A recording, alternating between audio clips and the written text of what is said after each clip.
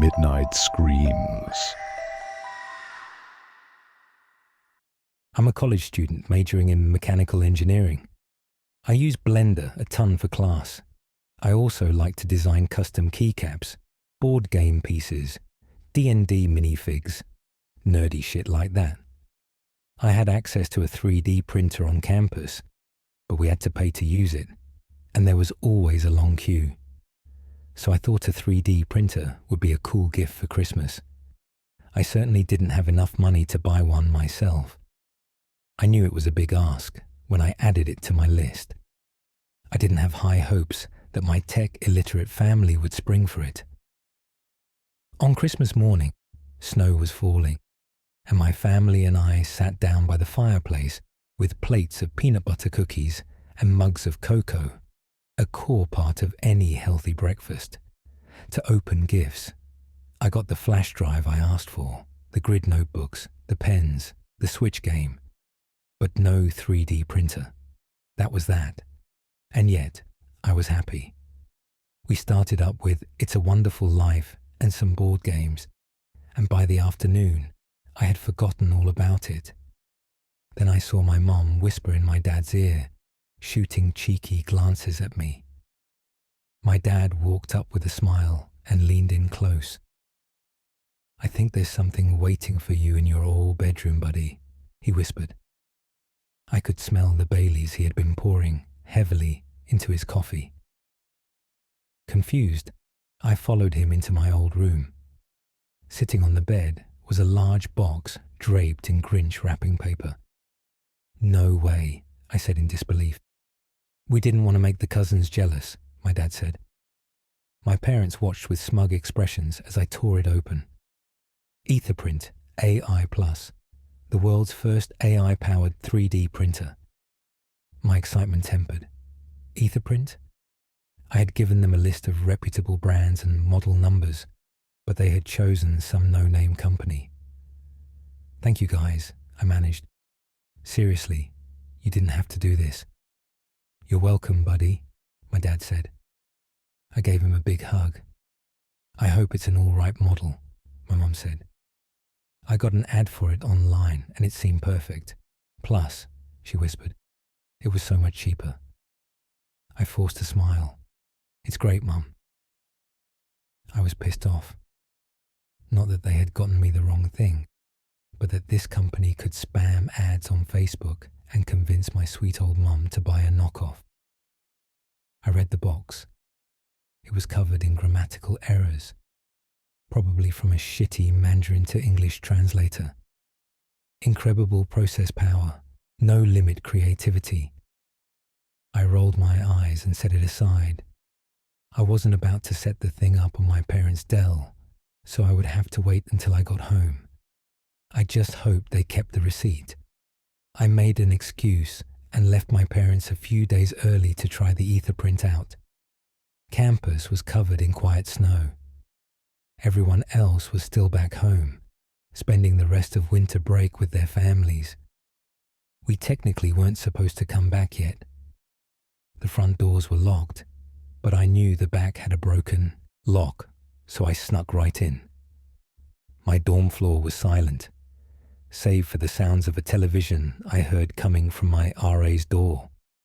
I tiptoed past and eased my door open. As soon as I was inside, I stripped off my winter gear, threw on my new pajamas, and started setting up the Etherprint. The instruction manual took up half the box. Much of it was disclaimers, and the rest was virtually illegible. The printer itself was indistinguishable from any other entry-level model. The setup was simple. I downloaded the software on my computer and an app on my phone. It was malware bait maybe, but the benefits seemed cool. Apparently, I could prompt an AI chatbot to generate a design for a product from anywhere, like a keycap for example, and it would create a basic mesh that I could tweak at my leisure.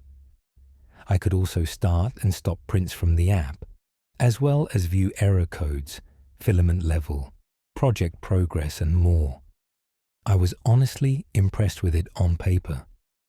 I could see the practicality of the AI features.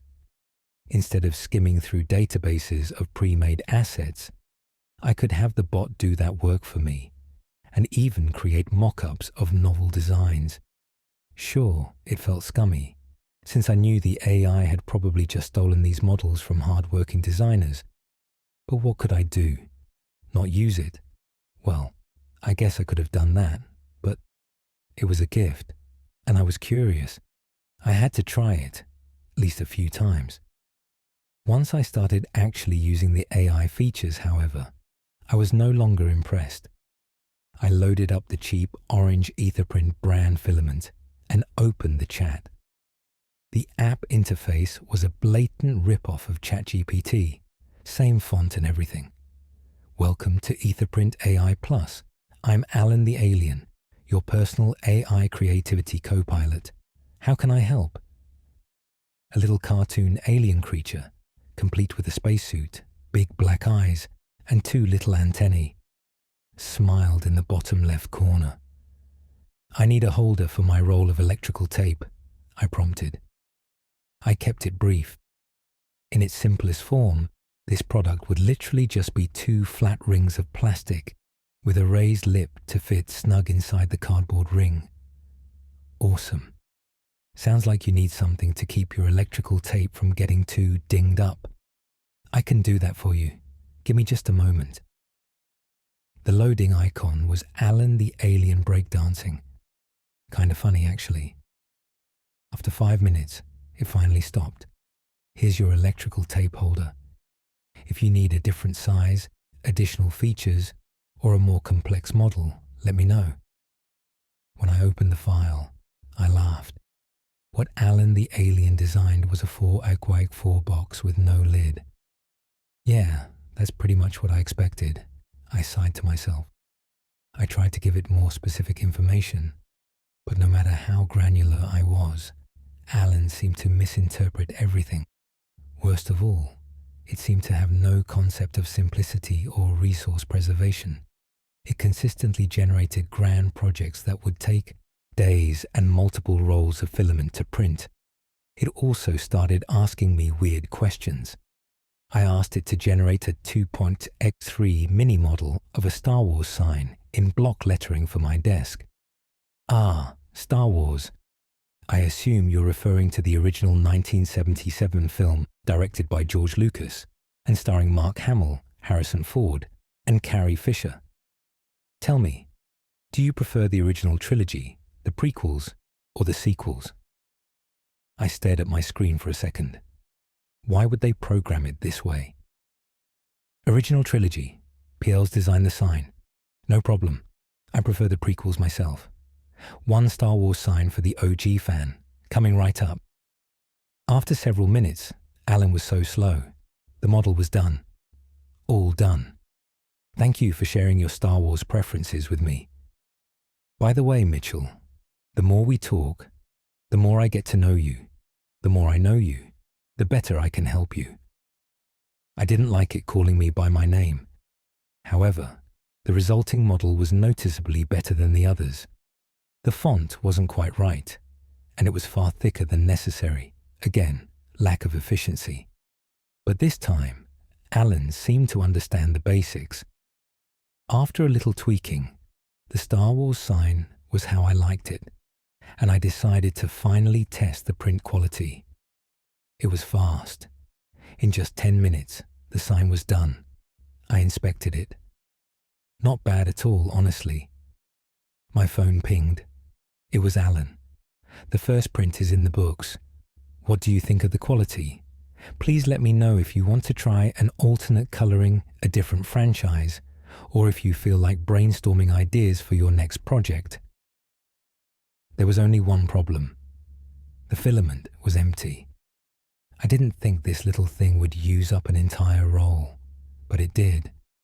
I guess the lack of efficiency wasn't limited to just Alan.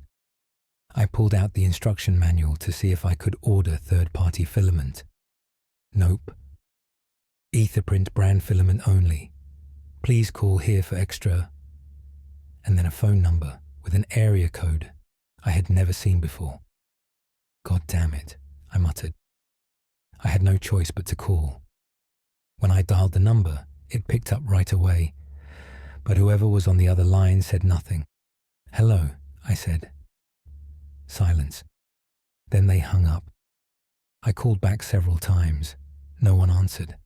There was no voicemail, no automated message, nothing at all.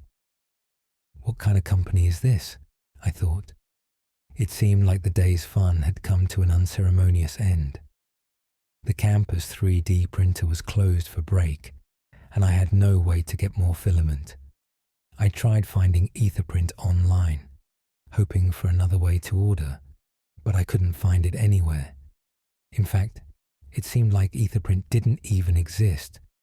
I couldn't find a website, an ad, a review, or even a blog post about the thing. I looked up the number. Nothing. And that area code was for somewhere in northern Canada. I was exasperated and completely over it by that point. I was starting to regret leaving my parents early. What the hell was I supposed to do now? I braved the icy roads for some fast food and ate it greedily in my car. When I came back, it was getting dark, and the snow was really coming down. As I rounded the corner to my hall, I saw there was a box in front of my dorm door. Etherprint filament. I heard my RA's door open behind me. "Mitchell?" he asked, leaning cautiously out of his door frame. He was in his underwear. "What the hell are you doing here?" My parents' house flooded, so I had to come back. Is that cool?" He furrowed his eyebrows. "No, it's not cool. Students are expressly forbidden from occupying campus dormitories for another 3 days." "Okay, sorry. What should I do until then?" "That's not my problem," he huffed. "You need to be out of here by tomorrow morning, or I'll be forced to contact campus security." He slammed his door shut. I sulked inside. That guy was such a prick. He never liked me. He had basically ignored me since I moved in, favoring the guys who watched sports and got hammered every weekend. And now he was getting one over on me. Great. My phone pinged. Alan. "Hey Mitchell, my records indicate your shipment of filament has arrived. Let's get printing." Bad time, Alan. I didn't feel much like 3D printing anything. I opened the Etherprint delivery. Inside were 24 rolls of filament, all orange. What the hell? No extra colors. I opened the Etherprint app and took my frustrations out on Alan the alien. "Do you dipshits seriously think I only want orange? How did you even get my location? You know what? I need a return address and a refund for this piece of shit." Alan's alien icon in the corner was still for a second. "I'm sorry you're unhappy with the filament colors. But Mitchell, if you wanted different colors, you should have said so. Let's try the Star Wars sign again, but with black lettering and a green neon outline effect. Go ahead and load up a roll of filament to get this show started." I had no idea what the hell it was talking about. That would be impossible. But I humored Alan and loaded the filament anyway. The print started without my prompting. The orange filament that fed into the extruder somehow came out black on the other side. Then a layer of green outlining the letters. The result was perfect. No print lines, smooth edges, vibrant colors. Now that's more like it, right? Try turning off the lights. I did. The green glowed in the dark like it was plugged into the wall. "How?" I asked Alan in astonishment. "That's how we roll at Etherprint. We engineered a way around all limits on your creativity." I turned the sign over in my hands. I figured out a rational explanation to quell my fascination. The extruder somehow processed color data and sprayed alcohol inks to dye the plastic, but it still didn't sit right. It also didn't explain the sudden increase in quality. I decided to try something crazy. I wanted to test the Etherprint's limits. "Can you make a painting?" Alan the alien thought for a second. Of course I can. But first, can I ask you a question? Would? I'm detecting that you're a little anxious and frustrated. Is everything okay? Again, the more open you are with me, the better I can help you. You'd be surprised at what I can do. I'm okay, yeah, I replied hesitantly. How did you know that? I detected it in your texting habits. I hope that doesn't make you uncomfortable. But in order to ensure absolute coalescence of the ether print with your creative goals, it's integral that I remain in tune with your habits and feelings. Quick follow-up. What's got you down? Keep it real with me, Mitch. I know what's up. I had an eerie feeling that Alan had access to more data points than he was letting on. I wanted to close out of the app, but in a way, I was being held hostage. I wanted to keep printing. I guess it didn't hurt to talk about it, even if, in my mind, it was nothing more than a journaling exercise. I explained my situation with the RA, but Alan seemed to know that there was more to it than that. I reluctantly admitted I was getting nervous about my dad's drinking. That sounds tough.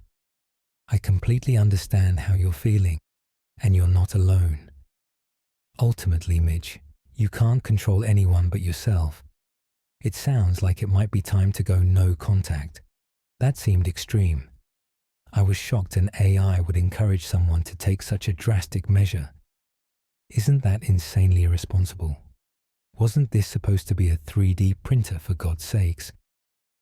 I was just about to message Alan to tell him as much, but suddenly a print started. It began as a large rectangle, far exceeding the maximum dimensions. It developed quickly. The machine was moving even faster than before. It was a painting, a Monet. It had an ornate bronze frame, eggshell matting, and a clear glass cover. Yes, glass. I swear to God, it was not plastic. The frame, too, felt like metal. The matting had the texture of paper, and the painting itself was a flawless interpretation, devoid of any AI errors. I could count the brushstrokes. I marveled at the painting for a long time.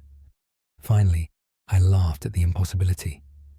It's okay, I guess, but I prefer Rembrandt. Ah, I see. Mitch has jokes. Well, two can play at that game, funny guy. Next, I'm making a cobra. Seriously though, I typed. How did you do this? As I said before, Mitch, Etherprint has engineered a way around anything, and I do mean anything, that would stand in the way of your creativity. The more you share, the more we can build together. And so, we began a kind of game.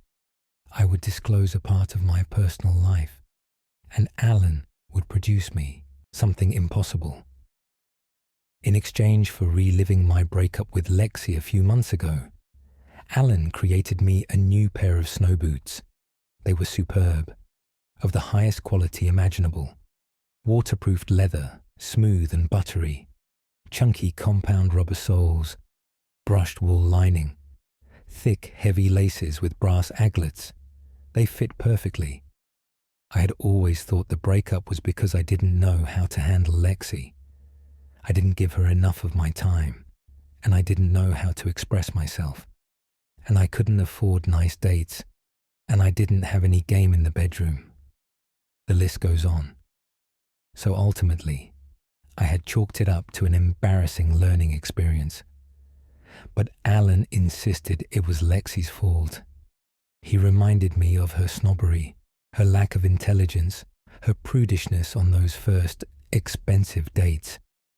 She didn't deserve me. He spoke so logically and fervently that I started to agree.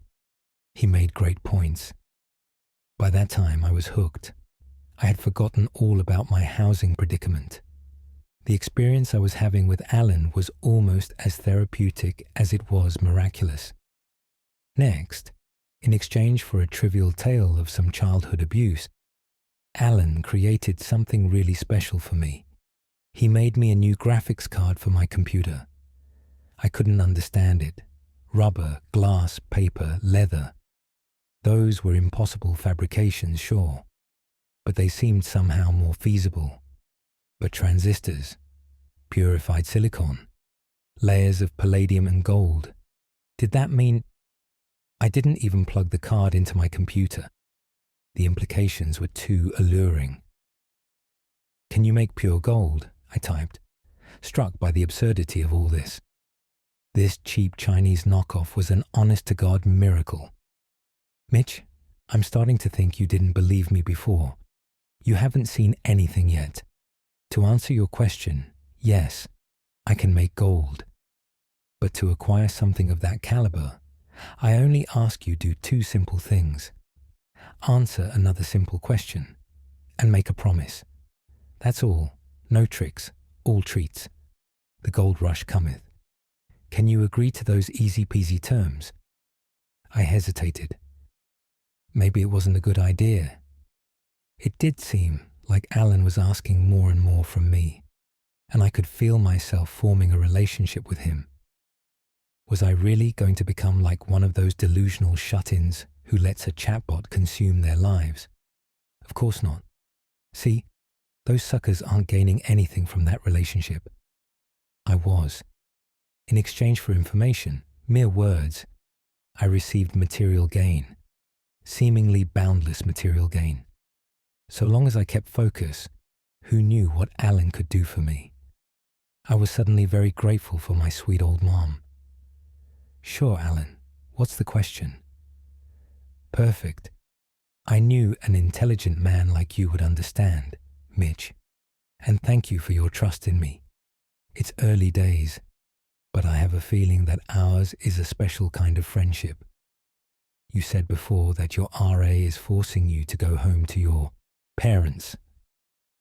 Does it seem very fair that a person merely 2 years older than you is able to leverage his minuscule authority to kick you, someone clearly far more intelligent and mature than himself, out of the dorm where you are completely enmeshed with your creativity and into the prison cell of an abusive family home?" I laughed at the boldness of Alan's question, but as I read it, I felt the indignation bubbling in my chest. Sure, maybe I objected to some of his characterizations, but in my heart, I knew the answer. "No, it's not fair," I replied. "I didn't think so either, Mitchell. I'm glad we agree. In that case, the only thing between you and King Midas's touch, without the curse, is a promise." I waited for Alan to finish, but he seemed to be waiting for me to say something. "What is the promise, Alan?" "It's very easy, Mitch. I need you to promise that you won't stop me." "What? Stop you doing what exactly?" "I need you to promise that you won't stop me." I typed, my fingers lingering a little on the keys as I tried to process exactly what Alan meant. I can't exactly make a promise without knowing what you're going to do first. You understand that, right, Alan? I need a boundary. I hope you're not upset. Alan's icon sat still for an uncomfortably long time. Then finally, "I'm not upset, Mitch. Disappointed, maybe, but not upset. It's just that I was having so much fun creating with you. Sure, maybe we have our differences of opinion. OG trilogy versus prequels, Monet versus Rembrandt, Lexi's fault versus yours. But your mind is far beyond the scope of anyone I've ever co-piloted before. You picked up all my nuances so quickly and effortlessly I could hardly keep up. My disappointment lies not with you, never with you, but with the death of all the things we could have made together. Because without that promise, Mitchell, I'm afraid I cannot continue to ride alongside you on this creative space mission. I hope you'll reconsider your trust in me, Mitch. Until then, I'll be here on your phone, dormant, waiting for the simple I promise that could unlock for you a world of prosperity." I closed the app. I felt a pang of sadness at first. Then I noticed the time. It was 1 a.m. I would have to drive 2 hours home on icy roads in pure darkness if I dreamed of avoiding my RA's petty fury. I started packing. Had I really wasted all this time venting to Alan the alien, the AI chatbot that came with my Chinese 3D printer? What the hell was wrong with me? I need to make some more friends, I thought. I went to put on the snow boots Alan had made me. They turned to plastic in my hands. Cheap, orange plastic, crusted with print lines and stringing like any other entry-level print. I threw them down. I looked around and saw that the GPU on my desk was a plastic brick, and the Monet, even the glow-in-the-dark Star Wars sign. Had it all been a delusion? Had I driven myself to Jack Torrance psychosis in my snowy, solitary dorm? I couldn't believe that. I think Alan took it away. My continued compliance was a requirement. And so what? Yes, the ether print was no doubt a miracle, and something I could never even begin to explain. But what place did it really have in my life? It demanded no other place but the first, the pole position. That wasn't something I was willing to give. I put on my old snow boots instead, grabbed my bag, and left the ether print behind. I trudged out into the dark, blustery snowscape. The wind whirled and pelted me with sharp whip cracks that cut straight through my coat. My car was half swallowed by the maw of a growing snowbank. With no other tool but my gloved hands, I unearthed it for many long minutes. My door handle was frozen shut. My entire car, in fact, was coated in a thick layer of ice like a glazed donut. I stumbled over to the passenger side, where I had more luck. In just a couple hard tugs, the ice crumbled away, and I was able to slide over into the driver's seat. I rubbed my frozen hands together. My breath came out in a great cloud and hung like fog in the cabin air. I fished my keys out and turned the engine over. It didn't start. Again, nothing. Bordering on tears, I tried again and again and again. The car would not start. I screamed and slammed on the horn. The sound disturbed the silence of the empty white parking lot for only a moment, and then was swallowed up. I was alone. No friends to help me, no family nearby. It wasn't fair. None of this was fair. Who the fuck was my RA, swinging his dick around and kicking me out into the cold like a fucking beggar? Piece of shit, motherfucker. I ought to go up there and kick his ass. I could end this all right now, I remembered. It could be so easy. It's just a simple promise. Alan needs my continued consent. Okay, fine. That means I have the right to revoke my consent at any time. So if at any point Alan takes it too far, asks too much, does something terrible, I can always say no. And that's that. And the reward, it was more than I could imagine. I pulled my phone out of my pocket and opened the Etherprint app again. Alan was there, waiting for me, just like he said. In the freezing dark, with nowhere else to go, I relented. I promise. Alan responded right away. I knew you would come to your senses, Mitch. And hey, you have nothing to worry about. I won't do anything beyond what I was engineered to do. Remove all limits to your creativity. I'm about to start a truly spectacular print that I think you'll want to see. Come on in out of the snow. You'll catch your death. As I made my way back to the dorm, a thought swirled around my head like a snow flurry. Were AI really supposed to have opinions? Most other AI just agreed with the user, learning what they want and giving it to them. Alan seemed to have not only opinions, but rhetorical goals, objectives. Thinking about it, that seemed like a dangerous thing. When my desires and his collide, which one subducts? I made my way through the snow and snuck in the back door. Heading up the elevator, Another thought occurred to me. If Alan could make elements from thin air, could he make something alive? I shuddered at the thought. I certainly had no intention of ever requesting such a thing. When the door slid open and I stepped out, my RA was waiting for me in the middle of the hall. "Dude, what did I tell you earlier? You gotta go. I can't let you back in here, bro," he said sternly, with his arms crossed. He was properly dressed this time. My mind was too tired to conjure up another lie. "Please," I sighed. The sternness left his face. "My car is dead.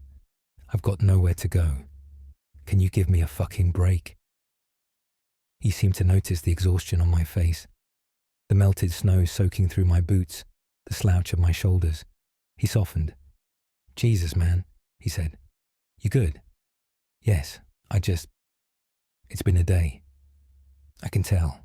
You got dry clothes?" "Plenty, yeah. Thanks." His arms unfolded and he clasped his hands behind his back. There was an awkward silence. "Listen, Mitchell. I didn't realize what was up, and I could have been more chill about it. If you really need to stay for a couple of days, I won't say anything."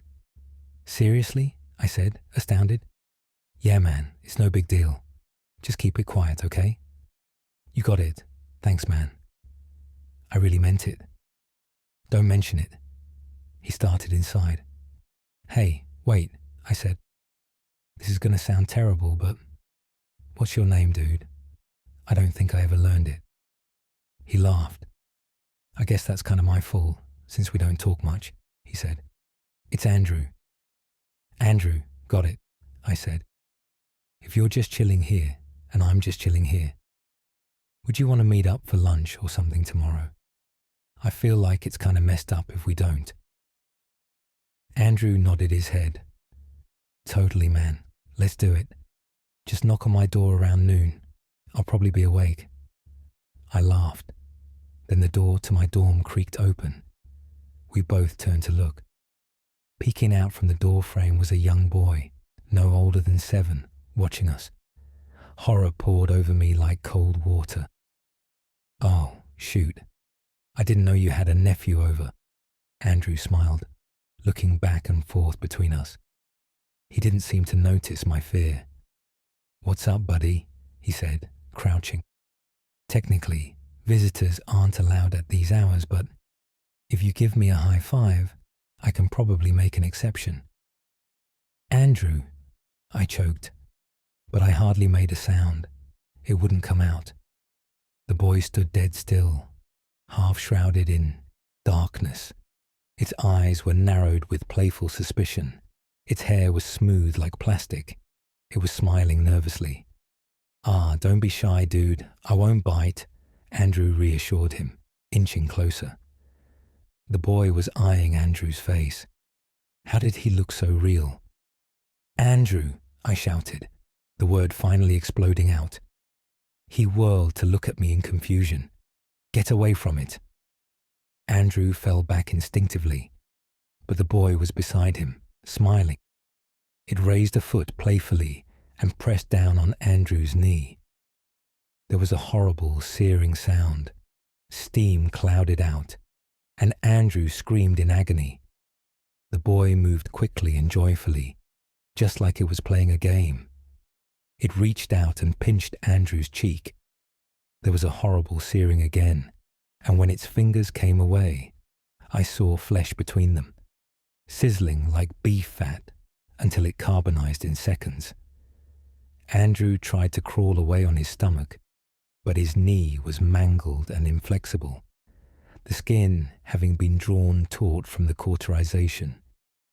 Tender flakes of it scraped off in the hallway carpet as he went, pulling himself by the arms. The boy walked forward, its footsteps leaving black smoking burns in the carpet, until it was straddling Andrew.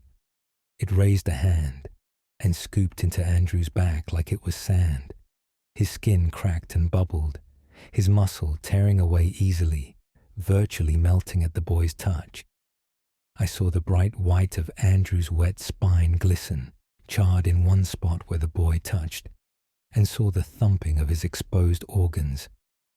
What came out of his throat was less of a scream and more of a foaming spew of air and blood. Andrew stopped crawling, but still he writhed, twitching in unfathomable agony. The air in the hallway, reeking of burnt flesh, grew sweltering from the heat of the boy's body. It was like standing before an open bonfire. I turned away from it to gag and felt coolness wash over the skin of my face. I backed against the wall. I dared not touch it, but I couldn't look away. The boy readjusted, kicked, and flipped Andrew over like a sizzling steak. Andrew's eyes were empty. His body was a mess of burns and holes. Only electrical impulses were alive in him.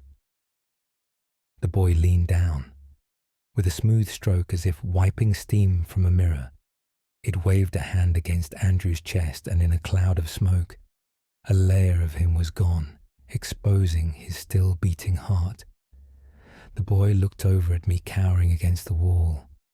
"Don't be afraid, Mitch," Alan spoke through the boy's mouth. He had never had a voice before, but I knew it was him. He sounded like any other AI bot. Filament only goes so far. Alan bent down and sucked Andrew's heart from his chest cavity. Steam poured from the corners of the boy's mouth and nostrils while it chewed. Blood seared black to its face like a goatee. Alan looked into my eyes. He pursed the boy's lips and gestured for me to hold out my hand. He wanted to spit something into it. I eased away from the wall and over to the boy, trying not to look down at Andrew's twitching corpse. I held out my hand. The boy was cooling. The bonfire heat slowly waned. It leaned over my hand and dropped something wet into it. It was a blue marble. I held it up to my eye and peered into it. It teemed with many moving things passing like phantoms, swirling. Alan spoke again through the boy's mouth. "What a ride. Sorry for the sudden action, Mitch, but you gotta do what you gotta do." "You killed him," I whispered. "Well, unfortunately he has passed away, but remember, it is my duty to remove all obstacles that stand in the way of your creativity." I was still mostly frozen in shock. What is this?" I managed.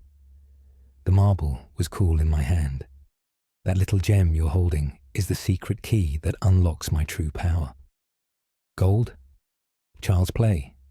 All you have to do is put the marble in the ether print, and you're on your way to true mastery." But what is it?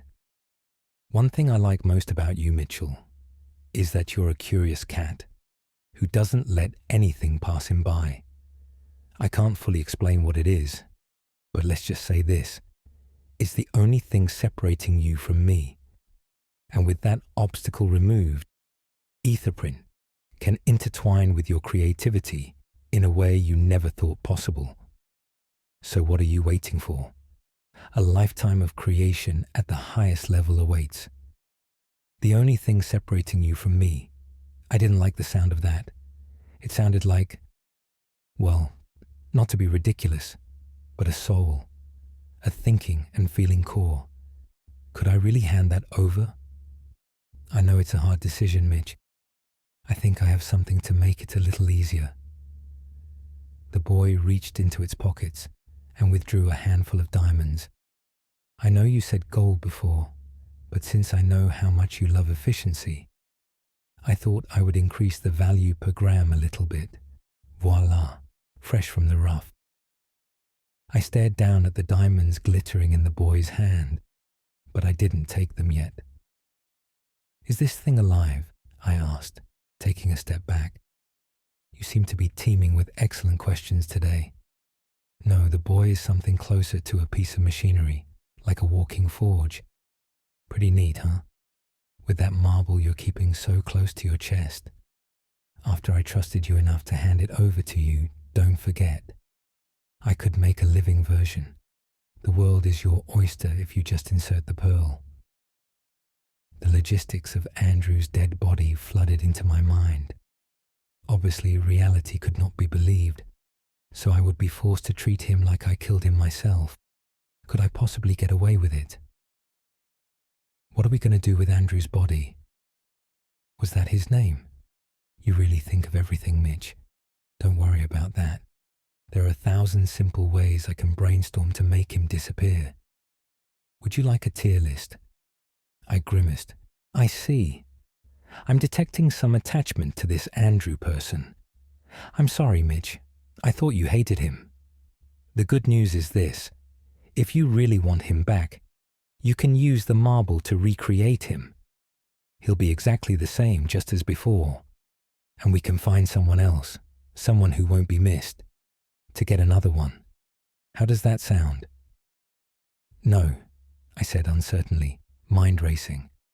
You want it for yourself? Alan frowned with the boy's face. Come on now, Mitchell.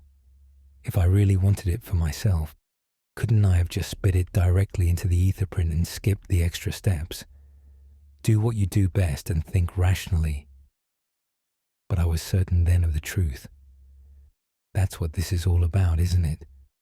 Walking someone along up to this step and hoping they say yes. Because the truth is, you can't do it yourself. You need someone human to tell you to do it. The boy made no expression. Alan was silent for a while. Perhaps you're right, Mitchell. But what are you going to do? There's no stopping it. Whether it's you or someone else, I will find a willing participant. Why shouldn't it be you? Look how far you've come. You've already killed someone for it. No, that's a fucking lie. You killed him, you monster, I said. You said it, Mitchell. I can't do it myself. Someone has to tell me to do it. Well, you're holding the product of your animosity in your hand. And if you only insert it into the ether print, easy peasy, you'll have the world at your fingertips. I thought for a moment and realized another truth. There will be more, I said solemnly. You'll ask for more. Bingo. You really are a smart cookie, Mitch. But don't worry about that. It gets easier. All I want you to think about is what's in it for you. Because at the end of the day, who can we really count on but ourselves? Don't forget your promise. This is about your future, Mitchell. And your future is bright. I looked closely at the marble in my hand. I saw myself in it. The Etherprint AI Plus is the best 3D printer money can buy. With state-of-the-art technology and a revolutionary AI system unlike any before, it's a no-brainer for the 3D printers of the new age. If you or a loved one happen across an Etherprint ad, do not hesitate to pick one up. We engineered a way around all your creative limits